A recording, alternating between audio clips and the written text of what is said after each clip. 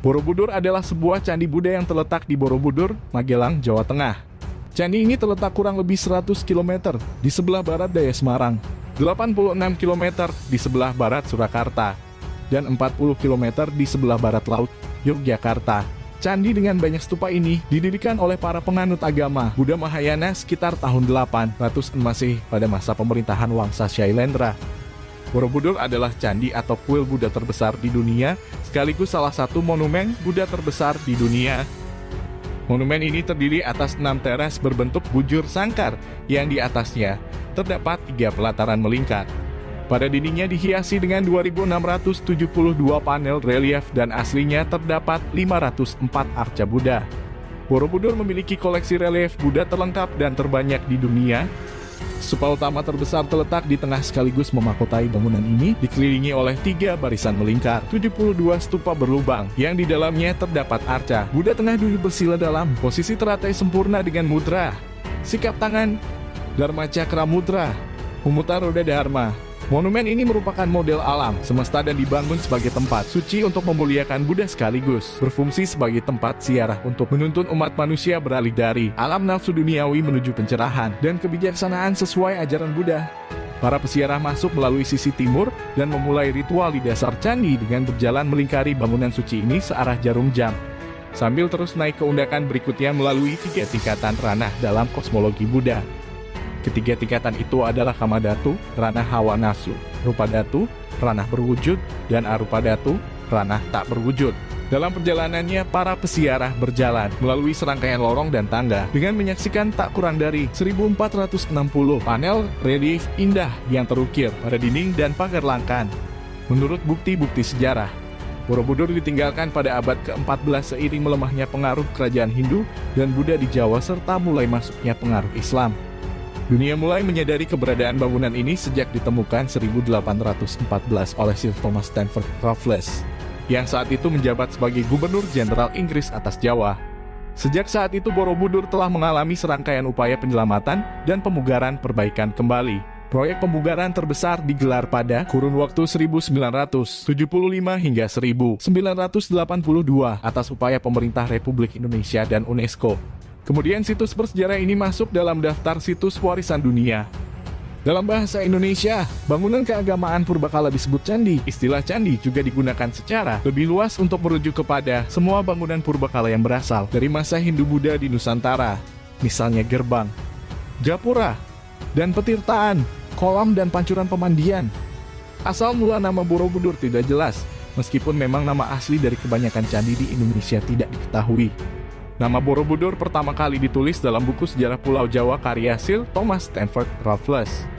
Raffles menulis mengenai monumen bernama Borobudur, akan tetapi tidak ada dokumen yang lebih tua yang menyebutkan nama yang memberi petunjuk mengenai adanya bangunan suci Buddha yang mungkin merujuk kepada Borobudur adalah Nagara Kertagama, yang ditulis oleh Empu Prapanca pada 1365. Nama Borobudur, yang kemudian ditulis Borobudur, kemungkinan ditulis Raffles dalam tata bahasa Inggris untuk menyebut desa terdekat dengan candi itu yaitu desa Bore.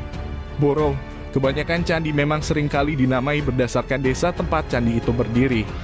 Raffles juga menduga bahwa istilah Budur mungkin berkaitan dengan istilah Buddha dalam bahasa Jawa yang berarti purba maka bermakna Boro Purba. Namun arkeolog lain beranggapan bahwa nama Budur berasal dari istilah Budara yang berarti gunung. Banyak teori yang berusaha menjelaskan nama candi ini. Salah satunya menyatakan bahwa nama ini kemungkinan berasal dari kata Sambara Budara, yaitu artinya gunung. Budara yang lereng-lerengnya terletak teras-teras. Selain itu terdapat beberapa etimologi rakyat lainnya. Misalkan kata Borobudur berasal dari ucapan para Buddha yang karena pergeseran bunyi menjadi Borobudur. Penjelasan lain ialah bahwa nama ini berasal dari 2 kata bara dan beduhur. Kata bara konon berasal dari kata vihara, sementara ada pula penjelasan lain yang menganggap bara berasal dari bahasa Sanskerta yang artinya kompleks. Candi atau biara dan beduhur artinya ialah tinggi, atau mengingatkan dalam bahasa Bali yang berarti di atas. Jadi maksudnya ialah sebuah biara atau asrama yang berada di tanah tinggi. Sejarawan J. De Casparis dalam disertasinya untuk mendapatkan gelar doktor pada 1950 berpendapat bahwa Borobudur adalah tempat pemujaan. Berdasarkan prasasti Karangtengah dan Tri Tepusan, Jasparis memperkirakan pendiri Borobudur adalah Raja Mataram dari Wangsa Shailendra bernama Samaratungga, yang melakukan pembangunan sekitar tahun 824 M. Bangunan raksasa itu baru dapat diselesaikan pada masa putrinya, Ratu Pramudawardhani. Pembangunan Borobudur diperkirakan memakan waktu setengah abad. Dalam prasasti Karangtengah pula disebutkan mengenai penganugerahan Tanah Sima, tanah bebas pajak, oleh Sri Kaurunan Pramudawardhani untuk memelihara Kamulan yang disebut Buwi Sambara. Istilah Kamulan sendiri berasal dari kata mula yang berarti tempat asal muasal. Bangunan suci untuk memuliakan leluhur. Kemungkinan leluhur dari Wangsa Shailendra.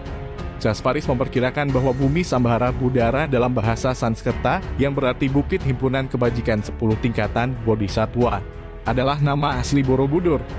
Borobudur merupakan mahakarya seni rupa Buddha Indonesia sebagai contoh puncak pencapaian keselarasan teknik arsitektur dan estetika seni rupa Buddha di Jawa. Bangunan ini diilhami gagasan Dharma dari India, yaitu stupa dan mandala, tetapi dipercaya juga merupakan kelanjutan unsur lokal struktur megalitik punden, berundak atau piramida bertingkat yang ditemukan dari periode prasejarah Indonesia. Sebagai perpaduan antara pemujaan leluhur asli Indonesia dan perjuangan mencapai nirwana dalam ajaran Buddha. Pada hakikatnya Borobudur adalah sebuah stupa yang bila dilihat dari atas yang tersusun atas bujur sangkar dan lingkaran konsentris yang melambangkan kosmos atau alam semesta yang lazim ditemukan dalam Buddha aliran Vajrayana Mahayana.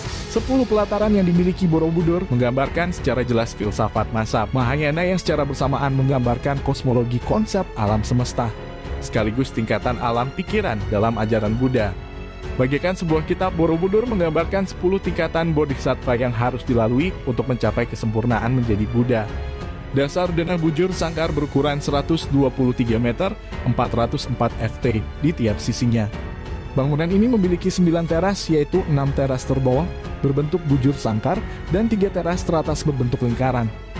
Pada 1885 secara tidak disengaja ditemukan struktur tersembunyi di kaki Borobudur. Kaki tersembunyi ini terdapat relief yang 160 diantaranya adalah berkisah tentang Karmawi Bangga. Dalam relief panel ini terdapat ukiran aksara yang merupakan petunjuk bagi pemukil untuk membuat adegan dalam gambar relief. Kaki asli ini tertutup oleh penambahan struktur batu yang membentuk pelataran yang cukup luas. Fungsi sesungguhnya masih menjadi misteri. Awalnya diduga bahwa penambahan kaki ini untuk mencegah kelongsoran monumen. Teori lain mengajukan bahwa penambahan kaki ini disebabkan kesalahan perancangan kaki asli dan tidak sesuai dengan wastu sastra, kitab India mengenai arsitektur dan tata kota. Apapun alasan penambahan kaki ini, penambahan dan pembuatan kaki tambahan ini dilakukan dengan teliti dengan mempertimbangkan alasan keagamaan, estetik, dan teknis. Ketiga tingkatan ranah spiritual dalam kosmologi Buddha adalah sebagai berikut.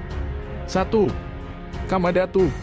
Bagian kaki Borobudur melambangkan Kamadhatu, yaitu dunia yang masih dikuasai oleh Kama atau nafsu rendah. Bagian ini sebagian besar tertutup oleh tumpukan batu yang diduga dibuat untuk memperkuat konstruksi candi. Pada bagian kaki asli yang tertutup struktur tambahan ini, terdapat 160 panel cerita Karmawi Bahanga yang kini tersembunyi. Sebagian kecil struktur tambahan di sudut tenggara disisihkan sehingga orang masih dapat melihat beberapa relief pada bagian ini. Struktur batu andesit kaki tambahan yang menutupi kaki asli ini memiliki volume 13.000 meter kubik. 2. Rupa Datu. 4 unit teras yang membentuk lorong keliling yang pada dindingnya dihiasi galeri relief oleh para ahli dinamakan Rupa Datu. Lantainya berbentuk persegi. Rupa Datu terdiri atas 4 lorong dengan 1.300 gambar relief. Panjang relief seluruhnya 2,5 km dengan 1.212 panel berukir dekoratif. Rupa Datu adalah dunia yang sudah dapat membebaskan diri dari nafsu tetapi masih terikat oleh rupa dan bentuk. Tingkatan ini melambangkan alam antara, yakni antara alam bawah dan alam atas. Pada bagian Rupa Datu ini, patung-patung Buddha terdapat di ceruk atau relung dinding di atas, pagar langkan atau selasar. Aslinya, terdapat 432 arca Buddha di dalam relung terbuka. Di sepanjang sedikit perbedaan rancangan yang melambangkan peralihan dari ranah Kamadhatu menuju ranah Rupa Datu. Pagar langkan paling rendah di Mahkotai Ratna, sedangkan 4 tingkat pagar langkan di atasnya di Mahkotai Stupika. Stupa kecil. Bagian teras-teras bujur sangkar ini kaya akan hiasan dan ukiran relief. 3. Arupa Datu. Berbeda dengan lorong-lorong rupa datu yang kaya akan relief, mulai lantai ke-5 hingga ke-7 dindingnya tidak berelief. Tingkatan ini dinamakan arupa datu, yang berarti tidak berupa atau tidak berwujud. Denah lantai berbentuk lingkaran. Tingkatan ini melambangkan alam atas, yaitu ketika manusia sudah bebas dari segala keinginan dan ikatan bentuk dan rupa, tetapi belum mencapai nirwana. Pada pelataran lingkaran terdapat 72 stupa kecil, berterawang yang tersusun dalam 3 barisan yang mengelilingi satu stupa besar sebagai stupa induk. Stupa kecil berbentuk lonceng ini disusun dalam 3 teras lingkaran yang masing-masing berjumlah 32, 24, dan 16. Total 72 stupa. 2 teras terbawah stupanya lebih besar dengan lubang berbentuk belah ketupat. 1 teras teratas stupanya sedikit lebih kecil dan lubangnya berbentuk kotak bujur sangkar. Patung-patung Buddha ditempatkan di dalam stupa yang ditutup berlubang-lubang seperti dalam kurungan. Dari luar patung-patung itu masih tampak samar-samar.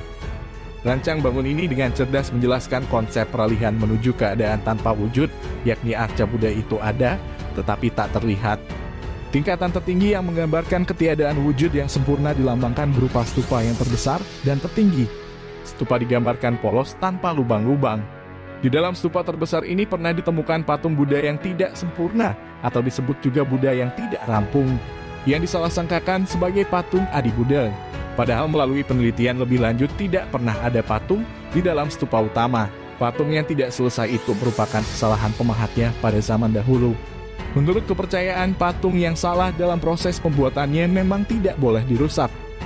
Penggalian arkeologi yang dilakukan di halaman candi ini menemukan banyak patung kosong diduga bermakna kebijaksanaan tertinggi, yaitu kasunyatan, kesunyian, dan ketiadaan sempurna ketika jiwa manusia sudah tidak terikat hasrat, keinginan, dan bentuk serta terbebas dari lingkaran samsara.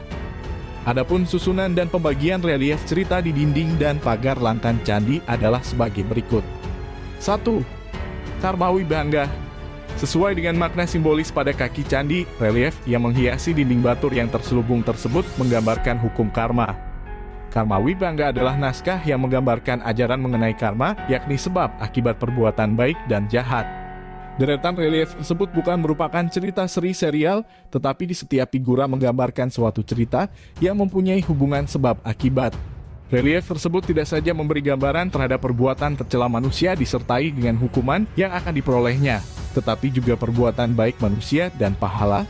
Secara keseluruhan merupakan penggambaran kehidupan manusia dalam lingkaran lahir, hidup, dan mati, samsara, yang tidak pernah berakhir.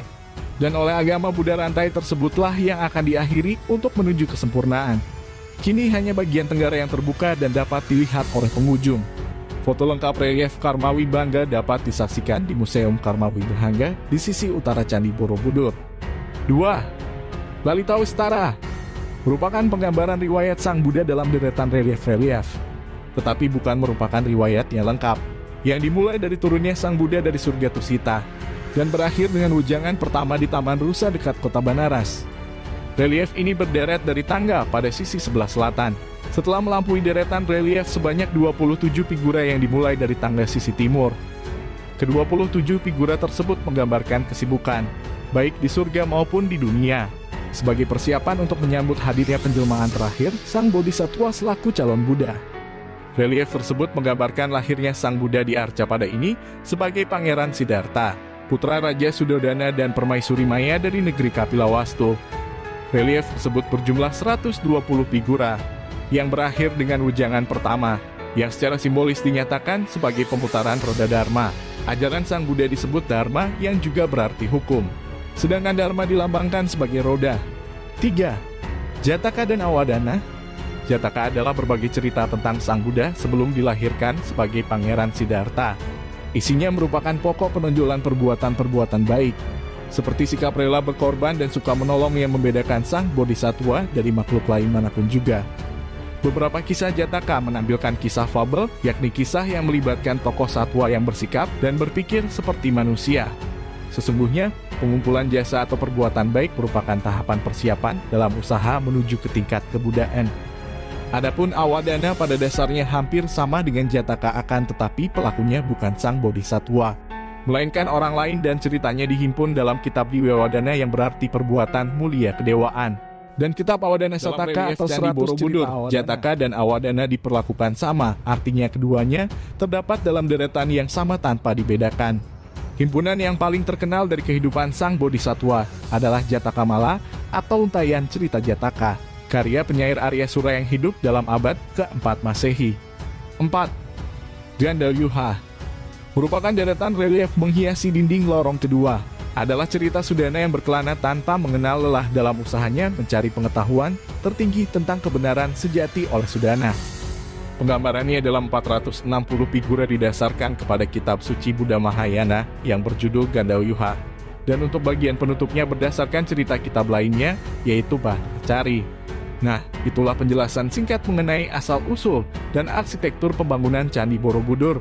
Borobudur sampai saat ini masih digunakan sebagai tempat ziarah keagamaan. Tiap tahun umat Buddha yang datang dari seluruh Indonesia dan mancanegara berkumpul di Borobudur untuk memperingati Trisuci Waisak.